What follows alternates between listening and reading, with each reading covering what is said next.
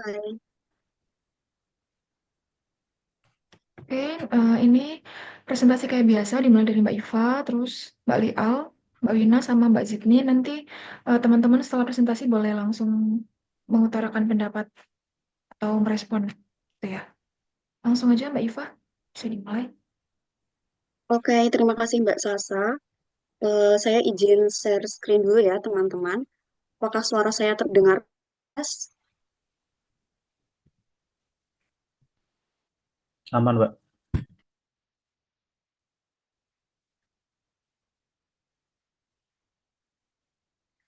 Oke, apakah sudah terlihat untuk share screen saya? Sudah Mbak. Sudah ya. Saya mulai. Assalamualaikum warahmatullahi wabarakatuh. Saya akan memaparkan jurnal refleksi saya tentang pembelajaran berdiferensiasi. Yang pertama, review pengalaman belajar. Satu, pengalaman belajar apa yang berguna dan menarik? Pembelajaran berdiferensiasi adalah mata kuliah yang saya tempuh di semester Gasal. Mata kuliah ini memiliki 4 topik yang berguna dan menarik di antaranya. Apa itu pembelajaran berdiferensiasi dan mengapa berdiferensiasi? Aspek-aspek pembelajaran berdiferensiasi, strategi dalam implementasi pembelajaran berdiferensiasi. Yang terakhir, merancang, mengimplementasikan, dan mengevaluasi pembelajaran berdiferensiasi. Topik pertama dengan tema apa itu pembelajaran berdiferensiasi dan mengapa berdiferensiasi memberikan saya pengetahuan baru seperti pengertian pembelajaran berdiferensiasi. Penyebab pembelajaran berdiferensiasi perlu dilakukan, mengenal dan memetakan kebutuhan belajar peserta didik, asesmen dalam pembelajaran berdiferensiasi, dan mengembangkan profil siswa. Seluruh pembahasan tersebut menarik dan berguna untuk dibahas dikarenakan pembahasan tersebut berkaitan langsung dengan peserta didik dan pendekatan belajarnya. Pada topik pertama tersebut, penugasan yang menarik menurut saya adalah pada saat menganalisis video pembelajaran untuk menemukan letak diferensiasinya. Hal tersebut berguna untuk memahami pengertian diferensiasi dan bagaimana penerapannya dalam pembelajaran. Pada topik kedua, dengan tema aspek-aspek pembelajaran berdiferensiasi, memberikan pengalaman belajar baru bagi saya tentang aspek-aspek pembelajaran berdiferensiasi di antaranya diferensiasi konten, proses, produk, dan lingkungan belajar. Aspek Aspek-aspek diferensiasi tersebut berguna bagi guru untuk menentukan pembelajaran berdiferensiasi yang cocok diterapkan di dalam proses pembelajaran dengan mempertimbangkan pembelajaran yang berpusat kepada peserta didik serta memperhatikan karakteristik materi yang ada. Penugasan yang ada pada topik 2 seperti menonton video pembelajaran yang berkaitan dengan diferensiasi memberikan pengetahuan baru bagi saya untuk dapat membedakan dan mengidentifikasi letak diferensiasi yang ada. Penyesuaian diferensiasi dengan konten pembelajaran dan langkah-langkah diferensiasi ketika diterapkan di dalam kelas. Pada topik ketiga yang bertemakan strategi dalam implementasi pembelajaran berdiferensiasi. Pada topik 3 ini, saya belajar tentang strategi dalam implementasi pembelajaran diferensiasi. Ada banyak strategi yang dapat diterapkan dalam pembelajaran diferensiasi, di antaranya penggunaan role cards atau kartu peran, jigsaw, gaya belajar, dan lain sebagainya. Penugasan yang menarik menurut saya pada topik 3 adalah menganalisis praktik diferensiasi pembelajaran inklusi di sekolah PPL 1. Penugasan tersebut memberikan pengalaman baru untuk saya, di mana mengharuskan saya untuk mewawancarai guru inklusi di sekolah tersebut terkait proses pembelajaran berdiferensiasi di sekolah. Penugasan tersebut memberikan saya ilmu baru bahwa ada berbagai hal yang perlu diperhatikan dalam proses belajar, salah satunya adalah kondisi peserta didik. Dengan diferensiasi memungkinkan peserta didik mempunyai hak yang sama dalam belajar. Pada topik terakhir akan belajar tentang merancang, mengimplementasikan, dan mengevaluasi pembelajaran berdiferensiasi. Di topik ini, saya sudah diminta untuk mulai membuat rancangan pembelajaran diferensiasi, mengimplementasikannya dalam bentuk video dengan teman kelompok lain, serta mengevaluasi hasil pelaksanaan rancangan pembelajaran. Pada topik 4 ini memberikan pengalaman belajar yang baru bagi saya sebelum dapat menerapkannya di kelas, di antaranya memetakan peserta didik melalui asesmen diagnostik agar dapat mengetahui karakteristik peserta didik. Asesmen awal tersebut juga menjadi penentu dalam pembuatan asesmen formatif yang dimana asesmen tersebut dibuat berjenjang dan berpusat kepada peserta didik. Pengelompokan peserta didik juga perlu diperhatikan selama proses pembelajaran. dan menyesuaikan pendekatan diferensiasi dengan karakteristik materi yang ada. Pengalaman belajar yang saya pelajari di topik 1 hingga 4 memberikan pemahaman yang bermakna bagi saya tentang pengertian, aspek, strategi, perancangan, dan penerapan pendekatan pembelajaran diferensiasi di dalam kelas. Secara keseluruhan, pembelajaran berdiferensiasi ini berguna dan menarik untuk saya ketika menempuh PPL atau praktik pengalaman lapangan. 2. Pengalaman belajar apa yang berguna tetapi kurang menarik.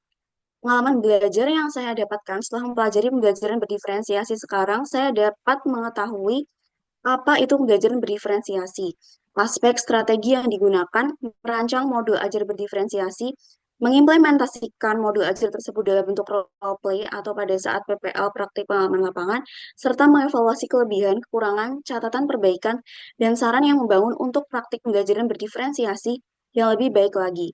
Jadi, belum saya temukan di mata kuliah pembelajaran berdiferensiasi ini pengalaman belajar berguna tapi kurang menarik. 3. Pengalaman belajar apa yang menarik tapi kurang berguna. Pengalaman belajar yang menarik tapi kurang berguna selama pembelajaran berdiferensiasi sampai saat ini belum saya temukan. Dibandingkan hal yang kurang berguna, di pembelajaran ini saya menemukan hal yang bermanfaat, yaitu mengetahui pembelajaran berdiferensiasi, kemudian saya mengimplementasikannya di dalam kelas selama PPL. Yang keempat, pengalaman belajar apa yang tidak menarik dan tidak berguna dalam konteks sebagai calon guru. Pengalaman belajar apa yang tidak menarik dan tidak berguna dalam konteks sebagai calon guru sejauh ini belum saya temukan. Di dalam belajar ini saya lebih melihat sebagai manfaat dan pengetahuan yang menjadi guru terbaik dalam mendukung proses belajar saya. Pembelajaran berdiferensiasi memberikan pembelajaran bermakna bagi saya untuk nantinya melaksanakan kegiatan belajar mengajar yang berpusat kepada peserta didik. Refleksi pengalaman belajar. Apa yang telah terjadi? Hal yang telah terjadi selama proses pembelajaran mata kuliah pembelajaran berdiferensiasi adalah saya mempelajari 4 topik di dalamnya yang punya tema berbeda-beda. Alur MERDEKA membantu saya untuk mempelajari setiap topik agar tahapan pembelajaran dapat dilakukan sesuai yang diharapkan. Topik 1 menjelaskan tentang pengertian berdiferensiasi dan mengapa berdiferensiasi penting untuk dilakukan. Pada topik 1 terdapat bahan bacaan tentang memetakan peserta didik sebelum memulai pembelajaran berdiferensiasi dan mengembangkan profil peserta didik. Pada topik 2 menjelaskan tentang aspek-aspek pembelajaran berdiferensiasi. Menjelaskan aspek-aspek yang ada pada pembelajaran berdiferensiasi di antaranya konten, proses, produk, dan lingkungan belajar.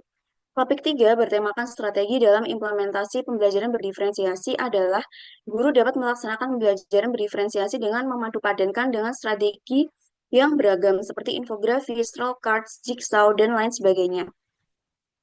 Topik terakhir adalah topik 4 yang bertema merancang, mengimplementasikan, dan mengevaluasi pembelajaran berdiferensiasi. Adalah tentang merancang suatu rancangan pembelajaran yang berdiferensiasi, kemudian mengimplementasikannya dalam bentuk role play atau pada saat PPL. Dan yang terakhir, mengevaluasi pembelajaran berdiferensiasi untuk catatan di pembelajaran berikutnya untuk lebih baik lagi. Mengapa hal tersebut dapat terjadi?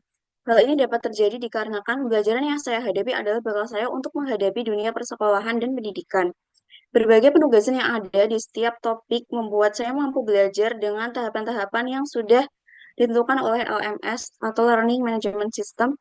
Penugasan yang ada di LMS mengajarkan saya untuk belajar secara bertahap mulai dari pengertian, sebab akibat mengapa hal tersebut dilakukan, langkah-langkah penerapan, termasuk pada aspek dan strategi dalam pembelajaran berdiferensiasi, merancang rancangan pembelajaran berdiferensiasi, melaksanakan rancangan pembelajaran, dan mengevaluasi kesesuaian rancangan dan pelaksanaan pembelajaran berdiferensiasi. Analisis artefak pembelajaran. Artefak-artefak pembelajaran mana yang dapat saya jadikan bukti dukung hasil refleksi pengalaman belajar? A. Koneksi antar materi topik 3 tentang kaitan pembelajaran berdiferensiasi dengan mata kuliah lain, pilihan PPA 1. B. Yang kedua, video peer teaching topik 4 pembelajaran berdiferensiasi berdasarkan kesiapan belajar siswa. C. Modul ajar berdiferensiasi minat pada ujian akhir semester.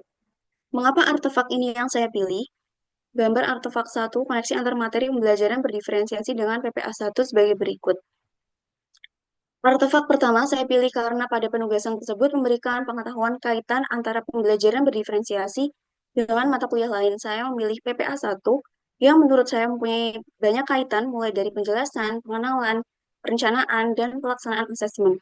Kaitan pada hal tersebut juga diterapkan pada pembelajaran berdiferensiasi yang tentunya membutuhkan asesmen link artefak satu.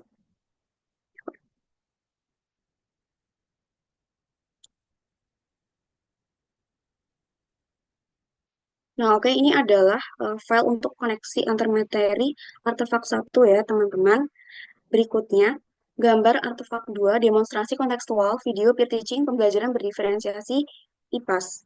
Artefak 2 terpilih untuk dilampirkan dikarenakan pada video peer teaching tersebut adalah bentuk pelaksanaan modul ajar yang telah dibuat di ruang kolaborasi topik 4, yaitu modul ajar IPAS kebutuhan primer dan sekunder.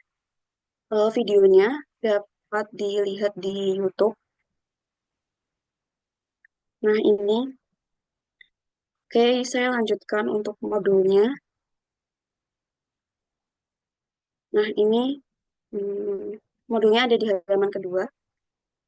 Oke, lanjut artefak yang terakhir, modul ajar bahasa Indonesia tentang teks prosedur. Artefak terakhir yaitu modul ajar yang saya buat pada ujian akhir semester. Artefak ini saya pilih karena pada modul ajar ini saya melewati proses perencanaan keseluruhan, pembuatan modul mulai dari komponen administrasi seperti tujuan pembelajaran dan lain sebagainya. Menentukan sintaks pembelajaran dan media yang digunakan, lembar penilaian asesmen diagnostik LKPD, lembar penilaian soal evaluasi atau asesmen formatif, dan lembar penilaian lainnya yang dibutuhkan. Nah, ini adalah lampiran untuk artefak 3.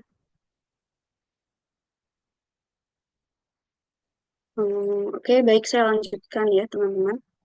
Bagian mana dari artefak ini yang mendukung hasil refleksi saya? Bagian dari artefak yang mendukung refleksi saya adalah pada mata kuliah pembelajaran berdiferensiasi, berguna, dan menarik hingga dapat dikaitkan atau dikoneksikan dengan mata kuliah lain seperti PPA 1. Hal tersebut memberikan saya pembelajaran yang bermakna untuk dapat diterapkan pada konteks lain. Bagian dari artefak kedua yang mendukung hasil refleksi saya adalah pada tahap perencanaan dan pelaksanaan. Pada artefak ini, perencanaannya adalah modul ajar yang dibuat secara berkelompok dan diperankan secara bergantian dengan pembagian peran sesuai modul. Hal tersebut memberikan saya pembelajaran untuk mengevaluasi dan merefleksi sesuatu yang kurang, yang perlu ditambah, dan catatan perbaikan dari kelompok lain setelah pelaksanaan dilakukan, guna pelaksanaan pembelajaran berdiferensiasi yang lebih baik lagi. Artefak ketiga mendukung hasil refleksi saya. Pada bagian merancang, dalam hal ini yang dimaksudkan adalah merancang rancangan pembelajaran berdiferensiasi. Selaras dengan apa yang telah dipelajari pada topik 1 hingga 4, dengan menghasilkan suatu rancangan pembelajaran berdiferensiasi berdasarkan minat peserta didik dalam pembuatan teks prosedur. Apabila saya mengajar atau membahas topik ini, dengan pertimbangan prinsip pembelajaran bermakna yang berpusat kepada siswa, perubahan apa yang akan saya lakukan?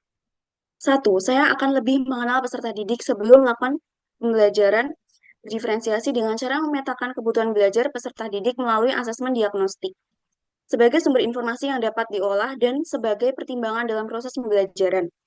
Membuat asesmen yang disesuaikan dengan pembelajaran berdiferensiasi setelah mengetahui kebutuhan belajar peserta didik, maka saya dapat merancang asesmen yang berpusat kepada masing-masing peserta didik dengan memperhatikan karakteristik materi yang ada. 3. Menerapkan aspek-aspek pembelajaran berdiferensiasi pada proses pembelajaran di dalam kelas, kemudian mengevaluasi proses pembelajaran yang telah berlangsung. 4. Menerapkan berbagai strategi dalam pembelajaran berdiferensiasi agar proses pembelajaran menjadi variatif dan menarik. 5. Merancang rancangan pembelajaran berdiferensiasi dengan aspek strategi dan mode pembelajaran yang berbeda-beda di setiap mata pelajaran dengan tetap memperhatikan kebutuhan belajar peserta didik. Baik, sekian pemaparan dari saya. Kurang lebihnya mohon maaf. Terima kasih. Wassalamualaikum warahmatullahi wabarakatuh. Waalaikumsalam warahmatullahi wabarakatuh. Teman-teman ada yang hendak menanggapi?